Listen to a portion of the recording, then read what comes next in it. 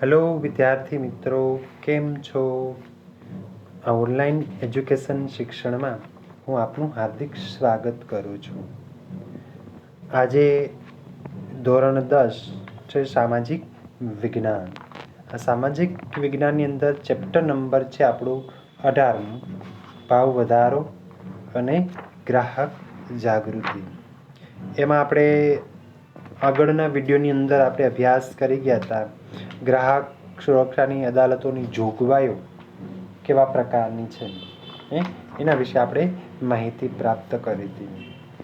અને એમાં ત્રિસ્તરીય તકરાર નિવારણ, જેમાં 3 પ્રકારની આપણે એ જિલ્લા ફોરમ અથવા જિલ્લા પંચ તરીકે, ત્યાર પછી બીજું છે રાષ્ટ્રીય કમિશન અથવા રાષ્ટ્રીય ફોરમ તરીકે, અને ત્રીજું છે રાષ્ટ્રીય કમિશન અથવા રાષ્ટ્રીય ફોરમ.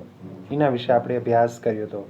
અને આ જે ત્રિસ્તરીય અધ્યયન ન્યાયાથી એ ગ્રાહક સુરક્ષા માટેના ઉપાયો માટેની વ્યવસ્થા કરેલી હતી. ત્યાર પછી બીજી છે ગ્રાહક મંડળો. આજે એના વિશે પણ આપણે જોયું હતું. ગ્રાહક સુરક્ષા પરિષદ તરીકે આપણે એને ઓળખી છીએ. ખ્યાલ આવ્યું? તો આજે એના વિશે પણ આપણે સારી એવી માહિતી એ પ્રાપ્ત કરી દીધી. ત્યાર પછી હવે ત્રીજી બાબત જોવાની છે, જે આપણે છે જાહેર વિતરણ પ્રણાલી. એના વિશે આપણે માહિતી પ્રાપ્ત કરવાની છે, જેને PDS આપણે પ્રોડક્ટ ડિસ્ટ્રીબ્યુશન સિસ્ટમ તરીકે આપણે એને ઓળખીએ છીએ. જે આગળ પણ તમારે આ માહિતી છે એનો અભ્યાસ તમે કરી ચૂક્યા હતા કે ભાવ વધારાની અંદર આપણે આની માહિતી છે એ કરી હતી. જે ભાવ નિયંત્રણમાં જાહેર વિતરણ પ્રણાલીની ભૂમિકા વિશે આપણે માહિતી પ્રાપ્ત કરી હતી. ખ્યાલ આવ્યું?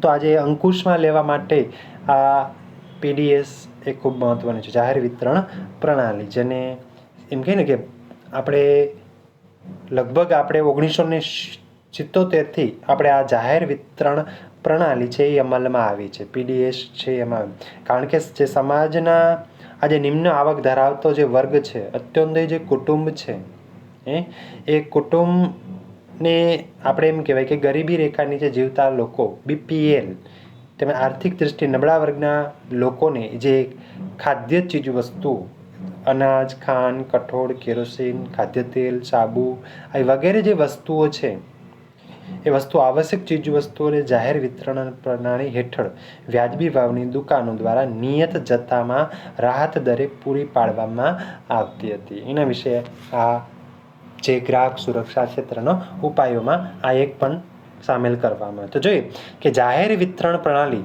મારફત વ્યાજબી ભાવની દુકાનો દ્વારા નિયમિતપણે સારી ગુણવત્તાવાળો માલ નિયત જથ્થામાં રાહત દરે અનાજ કે અન્ય વસ્તુઓ પૂરી પાડે છે. મેં હમણાં કીધું ને કે નિમ્ન કુટુંબ જાહેર વિતરણ પ્રણાલી અંદર મારફત અને વ્યાજબી ભાવની દુકાનો કહેવાય.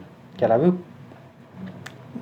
તો આ જે દુકાનોથી જે ગરીબ વર્ગના લોકો છે એ લોકોને નિયમિતપણે સારી વસ્તુ, ગુણવત્તાવાળો માલ એ સમયે આધીન એ રાહત દરે આજે અનાજ છે, અન્ય વસ્તુઓ છે નું વિતરણ કરવામાં આવે છે. વસ્તુઓ આપણને મેં કીધું ને, કેરોસીન છે, ખાંડ છે, અનાજ, કઠોળ, ખાદ્ય તેલ જેવી અનેક ચીજ વસ્તુઓ છે એ આ જાહેર વિતરણ પ્રણાલી દ્વારા એ આવા કુટુંબો છે એ કુટુંબોને પૂરી પાડવામાં આવે છે. તેથી કે ગરીબ ગ્રાહકોને ખુલ્લા બજારમાં વધુ ભાવ લેવાના, હલકી જાતના ગુણવત્તાવાળા માલ સામાન કે ઓછી માત્રામાં મળતી ચીજ વસ્તુઓ દ્વારા થતા શોષણથી આ બચાવી શકાય. આપણે જે જાહેર વિતરણ પ્રણાલી છે એનું કાર્ય શું છે?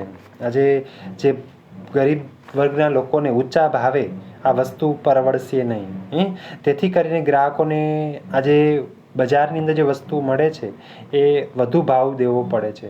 અને હલકી જાતની ગુણવત્તાવાળા માલ સામાન કે ઓછી માત્રામાં એને મળતા હોવાથી આ ગ્રાહક છેતરાય છે. તો શોષણમાંથી બચાવવા માટે ભારત સરકારે આ એક યોજના અમલમાં મૂકી છે, જે PDS, જે જાહેર વિતરણ પ્રણાલી તરીકે આપણે ઓળખીએ છીએ. આપણે એને ઘણી બધી ચીજ વસ્તુઓ છે એ આમાં પ્રાપ્ત થતી હોય છે. ખ્યાલ આવ્યો? ત્યાર જે પછી કહી શકાય કે વેપારીની ભ્રષ્ટ રીત રસમો સામે આજે જાહેર વિતરણ પ્રણાલી છે એ દ્વારા આપણે અંકુશ લાવી શકશું. કારણ કે આજે પ્રવૃત્તિ કરે છે, શોષણો કરે છે ગ્રાહકોના, એ કોના દ્વારા જ થાય છે? મોસ્ટ ઓફ શોષણો આજે તમે જોવો છો કેના દ્વારા થાય છે? વેપારીઓ દ્વારા થાય છે કે ઉત્પાદકો દ્વારા જ થાય છે કે નથી થતું? તો આ ન થાય અને ગ્રાહકને આમાંથી બહાર લાવી શકાય એ માટે આ જાહેર વિતરણ પ્રણાલીથી આ વેપારીઓ આવા રીત રસમો ન થાય એના માટે આ સસ્તા અનાજની દુકાનો, જેને કહેવાય વ્યાજબી ભાવની દુકાનો દ્વારા એ ગ્રાહકોને શોષણમાંથી બહાર લેવા માટે અને આવા વેપારીઓ આ અંકુશ રાખે એ હેતુથી આ ઉપાયો હાથ ધર્યું છે જાહેર સુરક્ષા ક્ષેત્રે. ખ્યાલ આવ્યું?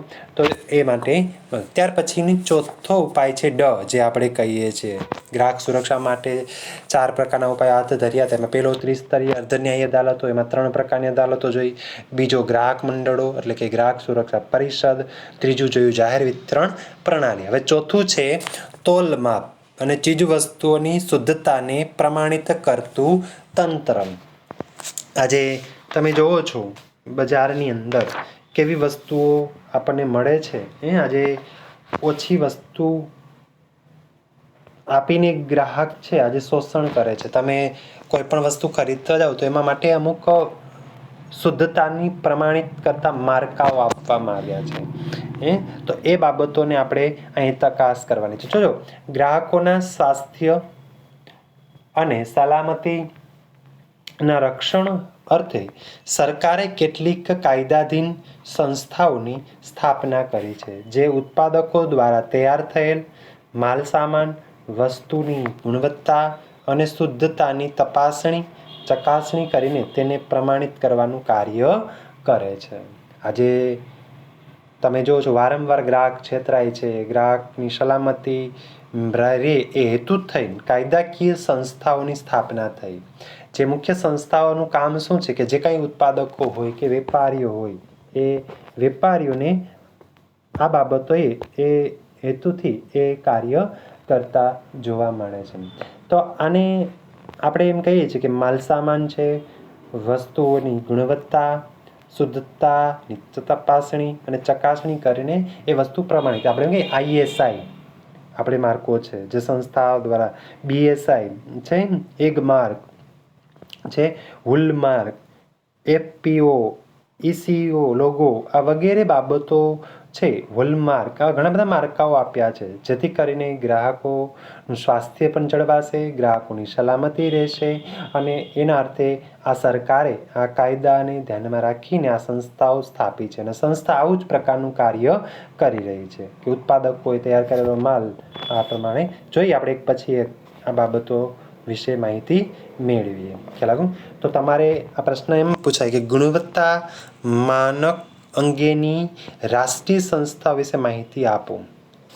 આ બધી જે સંસ્થાઓ છે ISI, BIS આ બધી સંસ્થાઓ છે ભારત સરકાર ગવર્મેન્ટ ઓફ ઇન્ડિયાના નીતિ નિયમને આધીન ગુણવત્તા માપક અંગેના આ સંસ્થાઓ દ્વારા તો જોઈએ આપણે એની અંદર આજે ભારત સરકારે ગુણવત્તાનું નિયમન કરવા માટે ઈસવીસન 1947માં ઇન્ડિયન સ્ટાન્ડર્ડ ઇન્સ્ટિટ્યૂટ અને જેને ISI નામની સંસ્થા સ્થાપી હતી. આજે આપણે કહીએ છીએ કે ગ્રાહકોના સ્વાસ્થ્ય અને સલામતીના રક્ષણ અર્થે આજે ભારત સરકારે કાયદાને આધીન કઈ સંસ્થા સ્થાપી છે? ISI. કઈ સાલમાં? 1947માં ઇન્ડિયન સ્ટાન્ડર્ડ ઇન્સ્ટિટ્યૂટ ISI નામની સંસ્થા સ્થાપી હતી. આ સંસ્થા છે ઉત્પાદકોની ગુણવત્તાની ચકાસણી કરવા માટે ભારત સરકારે સ્થાપેલી છે. ખ્યાલ આવ્યું? હવે આ જે સંસ્થા હતી ISI જે સંસ્થા છે હવે પાછળથી ઈસવીસન 1986માં બ્યુરો ઓફ ઇન્ડિયન સ્ટાન્ડર્ડ્સ નામે ઓળખાય છે. કયા સંસ્થા નામે ઓળખાય છે? હવે પાછળથી ISI નામની જે સંસ્થા હવે કયા નામ તરીકે ઓળખાય? બ્યુરો ઓફ ઇન્ડિયન સ્ટાન્ડર્ડ્સના નામ એટલે કે BISના નામે ઓળખાય. જે આ બાજુનો લોગો આપ્યો છે ને તમને, જે પાછળથી જે સંસ્થા આવે બ્યુરો ઓફ ઇન્ડિયન સ્ટાન્ડર્ડ BISના નામે ઓળખાય છે. જે યોગ્ય ગુણવત્તા ધરાવતા વિવિધ ઉત્પાદકોને ISI માર્કો ઉત્પાદકીય ઉપકરણો પર વાપરવાની છૂટ આપે છે. આ સંસ્થા શું કરી કે પોતાના માલ ઉપર યોગ્ય ગુણવત્તા હોય, વાલો માલ હોય, તપાસીને આ યોગ્ય ગુણવત્તા ધરાવતા ઉત્પાદકોને આ લોગો ISI માર્કો વાપરવાનો પરવાનગી આપવામાં આવી છે, છૂટ આપવામાં આવી છે. આપણે એમ કહીએ એટલે BISI સંસ્થા છે. સંસ્થાએ જે કાંઈ વેપારી કે ઉત્પાદકો હોય, સારી ગુણવત્તાવાળી વસ્તુ બનાવતા હોય, ઇલેક્ટ્રોનિક ઉપકરણો હોય, તો દરેક વ્યક્તિ ગુણવત્તાયુક્ત ઉત્પાદન માટે આ માર્કો ISI માર્કો એ ઉત્પાદન કરનારને એ વાપરવાની છૂટ આપેલી છે, પરવાનગી આપેલી છે. ખ્યાલ આવ્યું? આ સમજાણું ભારત સરકારે ગુણવત્તાની ચકાસણી માટે આ 1947માં સંસ્થા, પછી પાછળથી 1986માં BISI નામે ઓળખાય છે. ત્યાર પછી બીજી જે સંસ્થા છે ભારત સરકાર, ગવર્મેન્ટ ઓફ ઇન્ડિયા. ખેતી પર આધારિત ચીજવસ્તુઓ, વન પેદાશો, બાગાયતી અને પશુ પેદાશોની ગુણવત્તાના માનક અંગે એક માર્ક લગાડવાનો કાયદો ખેતીવાડી ઉત્પન્ન બજાર દ્વારા 1937માં આ બજાર સમિતિએ કર્યો હતો. ભારત સરકારના ડિપાર્ટમેન્ટ ઓફ માર્કેટિંગ ઇન્ટેલિજન્સ સંસ્થા DMI, જે સંસ્થા કહેવાય, દ્વારા એગમાર્ક વાપરવાનો પરવાનો આપવામાં આવે છે. જો ગ્રાહકને માર્કો સંબંધી શંકા લાગે, આજે આપણે કહીએ છીએ જે સંસ્થા તરીકે આપણે કહીએ ડિપાર્ટમેન્ટ ઓફ માર્કેટિંગ ઇન્ટેલિજન્સ, જે સંસ્થા DMI ટૂંકું નામ છે એનું, દ્વારા એ સંસ્થાએ કયો માર્કો આપ્યો છે? એગ માર્ક વાપરવાનો પરવાનો આપવામાં આવ્યો. જો ગ્રાહકે માર્કો સંબંધી શંકા જાગે તો તે BIS ઉપરની જે સંસ્થાના નજીકના પ્રાદેશિક કાર્યાલયની અંદર એ વ્યક્તિ ફરિયાદ કરી શકે. આ એના માટે ઉપાય છે. આજે બીજી સંસ્થા કેના ઉપર? ખેત પર આધારિત ચીજવસ્તુ અને વન પેદાશ પર આધારિત કે બાગાયતી ખેતી હોય કે પશુ પેદાશ આધારિત, એની માટે કઈ માર્કો છે? Egg mark. કયો માર્કો? ખાસ યાદ રાખો. આજે ખેત પર મધ છે, ઘી છે, મરી મસાલા જેવા જે ખાદ્ય પદાર્થો છે, એ ખાદ્ય પદાર્થોની અંદર અને વન પેદાશો, બાગાયતી પેદાશો અને ખેત પેદાશોના પર આધારિત ઉત્પાદનો પર એગ માર્ક લગાવવામાં આવે છે. કયો કાયદો લગાવવામાં આવ્યો? Egg mark. જે જાર્યો છે લખેલું, આ એનું સિમ્બોલ છે, આ બધા સિમ્બોલ છે માર્કાના. આ કાયદો લગાડવામાં આવ્યો. હવે આપણે એમ કહીએ કે ખેત પર આધારિત ઉત્પાદન કાયદો આજે 1937માં ને ઈસવીસન 1986માં સંશોધિત કરવામાં આવ્યો છે. આજે ખેત ઉત્પાદન બજાર દ્વારા કાયદો જે 1937માં પસાર કર્યો હતો, એ પાછળથી કઈ સાલમાં એના ઉપર રિસર્ચ કર્યું? 1986ની અંદર. શા માટે એ રિસર્ચ કરેલું છે કે આ કાયદા અંગેની સમગ્ર જે કાર્યવાહી છે નું સંચાલન આજે ભારત સરકાર કૃષિ મંત્રાલય હસ્તક માર્કેટિંગ ઇન્ટેલિજન્સ સંસ્થા DMI કઈ સંસ્થા કરે? શા માટે સંશોધન કર્યું? કે આજે આ ભારત સરકાર વતી ડિપાર્ટમેન્ટ ઓફ માર્કેટિંગ, આપણે કહીએ ને, જે માર્કેટિંગ ઇન્ટેલિજન્સ સંસ્થા DMI, એ સંસ્થા દ્વારા આ કાર્યવાહી કરે છે. અને આ જે સંસ્થા છે DMI, એ સંસ્થાએ ઉત્પાદકોને ISI અથવા તો એગ માર્ક, ISI કે એગ માર્ક વાપરવા માટેનું પરવાનો અથવા આપણે કહીએ ને લાયસન્સ, જેને કહેવાય લાયસન્સ આપે છે. કીધું ને, એગ માર્ક વાપરવાનો પરવાનો અપાય, છૂટ આપી. જો ગ્રાહક તમને આ માર્કા સંબંધી શંકા જાગે તો તમારે BISના નજીકના પ્રાદેશિક કાર્યાલયમાં ફરિયાદ કરી શકાય. તમને કોઈ હલકી ગુણવત્તા વિશે કોઈ એવી શંકા લે કે આ વસ્તુ માર્કા પ્રમાણે એની શુદ્ધતા નથી, એ કોઈ પણ ગ્રાહક છે ક્યાં જઈને BSI આપણે કહીએ ને જે સંસ્થા છે એ બ્યુરો ઓફ ઇન્ડિયન સ્ટાન્ડર્ડ્સના નામે નજીકના પ્રાદેશિક કાર્યાલયમાં જઈ કોઈ પણ ગ્રાહક આના વિશે તમે ફરિયાદ કરી શકો છો. ખ્યાલ આવ્યો? સમજાણા ત્રણેય માર્કા. આજે તમારી ગુણવત્તા માનક આ રાષ્ટ્રીય સંસ્થાઓ વિશે આ સંસ્થા માહિતી આપે છે. ત્યાર પછીનો છે આપણે સોના ચાંદી પર. જો આ ઉપરાંત સોનામાં દાગીનાની ખરીદી વખતે પણ BIS માર્કોની સાથે સોનાની શુદ્ધતાનો નંબર, દાખલા તરીકે 916 એટલે કે 22 કેરેટ સોનાની શુદ્ધતા દર્શાવતું માર્ક સાથે હોલમાર્ક કેન્દ્રનો લોગો, જે લોગો કયો આપ્યો છે, જે જ્વેલર્સ માટે જે તે વર્ષમાં હોલમાર્ક થયું હોય તે વર્ષનું ચિહ્ન, દાખલા તરીકે જે એટલે કે 2008માં આ ચિહ્ન આપવામાં આવ્યું. ઉપરાંત જ્વેલરી બનાવનાર અને વિક્રેતાઓનો લોગો શુદ્ધતા અને ગુણવત્તાની ગેરંટી આપે છે. કયો લોગો? હવે આ લોગોનું કાર્ય શું છે? આજે બજારની અંદર જે ઘરેણાં જ્વેલર્સની ડિઝાઇન છે સોના ચાંદીના પર, જે સંસ્થા છે આગળ આપણે BSI જે સંસ્થા આપણે કહી હતી, બ્યુરો ઓફ સ્ટાન્ડર્ડ માર્કો માટે તેની સાથે 22 કેરેટ જે સોનું, 22 કેરેટ, 24 કેરેટ, 20 કેરેટ, 18 કેરેટ, આ બધા એના શુદ્ધતાનું પ્રમાણ છે. તો 22 કેરેટ સોનાની શુદ્ધતાનો નંબર આપ્યો છે. કેટલો? 916. જો અહીં આપેલો છે, દેખાય છે? આ સોનાની કડું છે આપણે તો 916, અથવા તો કેન્દ્ર સરકારનો લોગો છે હોલમાર્ક, અથવા તો એટલે કે 22 કેરેટની સોનાની શુદ્ધતા માટે હોલમાર્ક જે કેન્દ્રનો લોગો છે, આપણે કેન્દ્ર સરકારનો હોલમાર્કનો લોગો હોય છે. અથવા તો આ ઉપરાંત દાગીના પર તમે જે વર્ષમાં હોલમાર્કિંગ થયું હોય તે વર્ષનું ચિહ્ન હોય, જે વર્ષમાં હોલમાર્ક બનાવેલું છે, હોલમાર્ક થયેલું છે આપણે સરકારે, તો તે વર્ષનું ચિહ્ન, દાખલા તરીકે જે છે ને, દાખલા તરીકે જેનું ચિહ્ન છે એ કઈ વર્ષમાં થયું છે? ઈસવીસન 2008માં દાગીના પર હોલમાર્કમાં થયેલ દર્શાવેલ છે. જો અહીંયા પણ આપેલું છે ને, જે છે આ હોલમાર્કની નિશાની છે, જારી દેખાય છે વિદ્યાર્થી મિત્રો?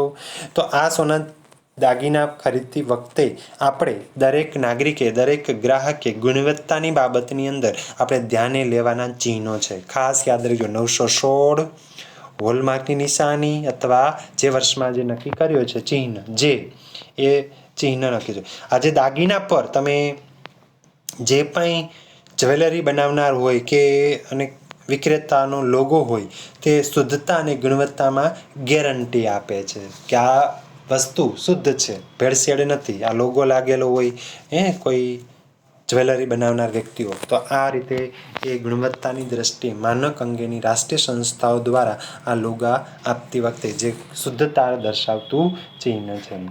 ત્યાર પછીનો મુદ્દો છે આપણે FPO. FPO ફૂડ પ્રોડક્ટ ઓર્ડર્સનો માર્કો જામ, ફ્રૂટ, જ્યુસ, કેન્ટીનના પેક કરેલા ફળો અને શાકભાજીના ઉત્પાદન વસ્તુ પર લગાવવામાં આવે છે. આજે કહીએ છીએ તમે ચોથી બાબત કઈ કીધી આપણે, જે FPOનો માર્કો એ પણ લગાવે છે. શેના ઉપર છે?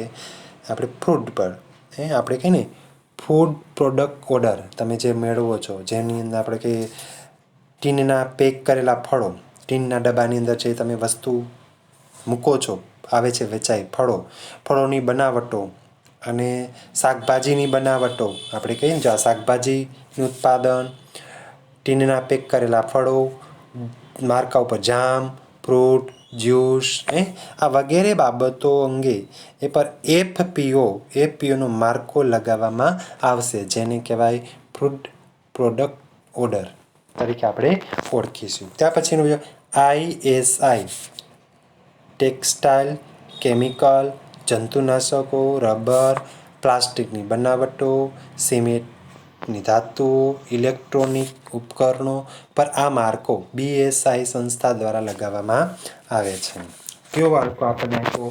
કઈ કઈ વસ્તુની અંદર, ટેક્સટાઇલ ડિઝાઇનની અંદર હોય, કેમિકલ હોય, જંતુનાશક હોય, કોઈ પણ રબરની બનાવટો હોય, સિમેન્ટ હોય, કોઈ પણ ધાતુની બનાવટ હોય, કોઈ પણ ઇલેક્ટ્રોનિક વસ્તુ હોય, આ દરેક બાબતોના ઉપકરણો વગેરે પર ISI માર્કો લગાવવામાં આવે છે. અને આ માર્કો વાપરવાની છૂટ BIS દ્વારા એ સંસ્થાને તમને આપેલો છે. ખ્યાલ આવ્યો? તમારે એ રીતે તમને પૂછાય કે આ માર્કો કેના ઉપર વસ્તુ લગાય? ISI માર્કો ટેગ તો આ બધી જ વસ્તુ ઉપર આપણે લગાડી શકાય. ખ્યાલ આવ્યો છે વિદ્યાર્થી મિત્રો? ત્યાર પછી છે આપણે વૂલ માર્કો, જે આ ચિહ્ન છે વૂલ માર્ક છે ને, ઊનની બનાવટો અને પોશાકને આપવામાં આવે છે. હૂલમાર્ક છે એ હૂલમાર્કનો લોગો કઈ વસ્તુ ઉપર લાગે? તો આજે ઊનની બનાવટો અને તેના પોશાક, જે ઊનના વસ્ત્રો છે એ પોશાક કપડાં છે એના પર વૂલમાર્ક માર્કો લગાવવામાં, જે શુદ્ધતા દર્શાવે છે. વૂલમાર્કનો માર્કો કઈ વસ્તુ ઉપર? ઊન અને ઊનની બનાવટની વસ્તુઓ પર વૂલમાર્કનો લોગો લગાવે છે. જે ગુણવત્તાની દ્રષ્ટિએ આંતરરાષ્ટ્રીય સંસ્થા દ્વારા આ માર્કો આપવામાં આવેલો છે. પછી MPO કયો માર્કો છે? MPO, જેને આપણે કહેવાય મીટ પ્રોસેસિંગ ઓપ્ટિમાઇઝર, જે માર્કો આપણે માંસ, મટનની પેદાશો અને તેમાંથી બનેલ બનાવટોને અપાય છે.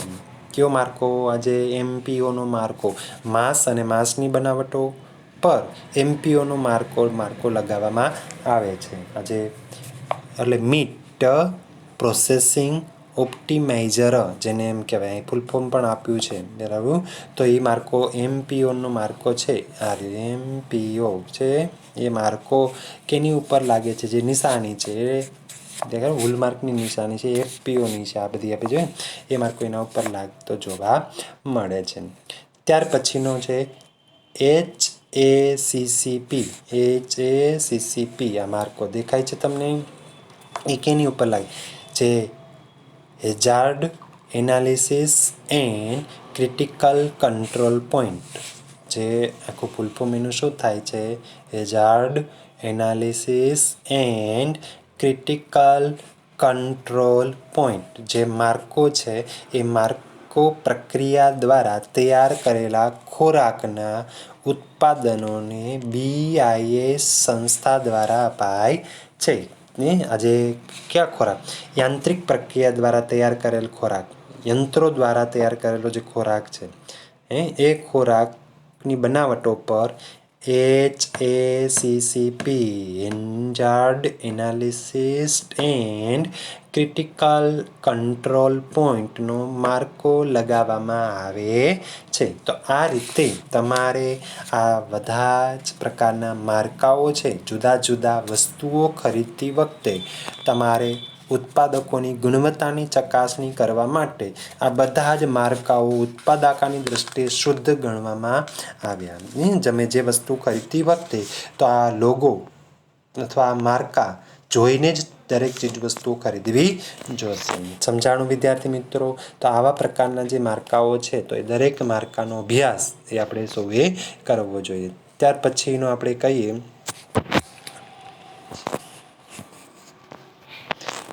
જે આપણે છે ECO, જે આ જે માર્કો છે ખાદ્ય પદાર્થ નથી, જેમ કે વપરાશ, જેમ કે માર્કો સાબુ, ડિટર્જન્ટ, કાગળ, લુબ્રિકેટિંગ ઓઇલ, પેકેજિંગ મટીરિયલ્સ, રંગ રસાયણો, પાવડર કોટિંગ, બેટરી, સૌંદર્ય પ્રસાધનો, લાકડાના બદલે વપરાતી વસ્તુઓ, ચામડાની અને પ્લાસ્ટિકની બનાવટોને આપણે આ સંસ્થા ISI ઇન્ડિયન સ્ટાન્ડર્ડ બ્યુરો દ્વારા આ માર્કો ECO જે અપાય છે, જે હવે BIS કરે છે. ECO જે માર્કો છે દર્શાવવામાં આવેલો છે. શું કામ છે આ માર્કાની અંદર? કે સાબુ હોય, ડિટર્જન્ટ હોય, કાગળ હોય, લુબ્રિકેટિંગ ઓઇલ હોય, પેકેજિંગ મટીરિયલ્સ હોય, રંગ રસાયણો હોય, પાવડર કોટિંગ હોય, બેટરી હોય, સૌંદર્ય પ્રસાધનો હોય, લાકડાના બદલે વપરાતી વસ્તુઓ હોય કે ચામડાની અને પ્લાસ્ટિકની બનાવટો પર આજે ECOનો માર્કો લગાવવામાં આવે છે. હવે આ માર્કાઓ મોસ્ટ ઓફ બધા જ માર્કાઓ છે, દરેક માર્કો લગાવવાની મંજૂરી કોને આપે છે? BIS, જેને આપણે કહેવાય બ્યુરો કહે છે ને, BSI સંસ્થા છે, બ્યુરો ઓફ ઇન્ડિયન સ્ટાન્ડર્ડ્સ દ્વારા આપવામાં આવે છે. હવે આ માર્કો આપણે એમ કહીએ, દરેક માર્કાઓથી ગ્રાહક જાણકાર હોવો જોઈએ. જો આજે ગ્રાહક જાણકાર ન હોય, આ માર્કા વગરની વસ્તુઓ ખરીદી લે તો એના ઉપર કોઈ પ્રકારની ગુણવત્તાની ખાતરી દર્શાવવામાં આવતી નથી. જો આ દરેક માર્કાઓનો અભ્યાસ કરીને ચીજવસ્તુઓ છે એ ઉત્પાદકો પાસેથી વસ્તુ ખરીદે તો જ આ દરેક વસ્તુઓની ગુણવત્તાની દ્રષ્ટિએ આપણે એમ કહી શકાય કે શુદ્ધ છે અને ગ્રાહક છે એનું શોષણ થશે નહીં. એ બાબતો અંગે એ આપણને સ્પષ્ટ માહિતી મળશે. તો ખ્યાલ આવ્યો વિદ્યાર્થી મિત્રો? તો આપણે એમ કહીએ છીએ કે આપણી તમારે પૂછાય, આજે આંતરરાષ્ટ્રીય સ્તરે ગુણવત્તા માપન અંગે કામ કરતી સંસ્થાઓ કઈ કઈ છે? તો એમ કહીએ કે આપણે કહીએ ને ISO જે છે, જે સ્વિટ્ઝરલેન્ડના પાટનગર જીનીવા ખાતે આવેલી આ સંસ્થા છે, અને ઇટાલીના જે પાટનગર રોમ ખાતે આવેલી ક્રોટેકસ એલિમેન્ટિયર્સ કમિશન CSE નામની સંસ્થાઓ, આ બે સંસ્થાઓ છે આંતરરાષ્ટ્રીય સ્તરે જે ગુણવત્તાનું માપન અંગે કામ કરે છે. તમે એમ કહીએ કે ભારતની અંદર જે ગુણવત્તા પ્રમાણપત્ર આપતી સંસ્થાઓના નામ આપો, તો કઈ કઈ ગુણવત્તા માપન સંસ્થાઓ છે? આપણે કહીએ ઇન્ડિયન સ્ટાન્ડર્ડ ઇન્સ્ટિટ્યૂટ ISI, જે હવે bureau of Indian standard BIS એના નામે ઓળખાય છે. બીજી કઈ છે? DMI, જે માર્કેટિંગ એન્ડ ઇન્ટેલિજન્સ ડિપાર્ટમેન્ટ. આ બે સંસ્થાઓ છે ભારતની અંદર ગુણવત્તા પ્રમાણપત્ર આપતી સંસ્થા દર્શાવી શકાય. ખરાઈ આપણે શા માટે આવી વસ્તુઓ ખરીદવાનો આગ્રહ રાખીએ? ISI કે એગમાર્કવાળી વસ્તુઓ ખરીદવાનો આગ્રહ રાખવો કારણ કે તે ચીજ વસ્તુ આપણને કેવી છે? ગુણવત્તાની દ્રષ્ટિએ ભરોસાપાત્ર હોય, એટલા માટે આ વસ્તુ છે આપણે એ ખરીદવાનો આગ્રહ એ દરેક ગ્રાહકે એ રાખવો જોઈએ. ખ્યાલ આવ્યું? આજે એ ઉપરાંત ઘણી બધી સંસ્થાઓ છે એ આપણે એક પછી જોવાની છે. એ નેક્સ્ટ વિડીયોની અંદર જોઈશું. તો અહીંયા સુધી આપણો આ વિડીયો પૂરો એ રાખીએ. બરાબર?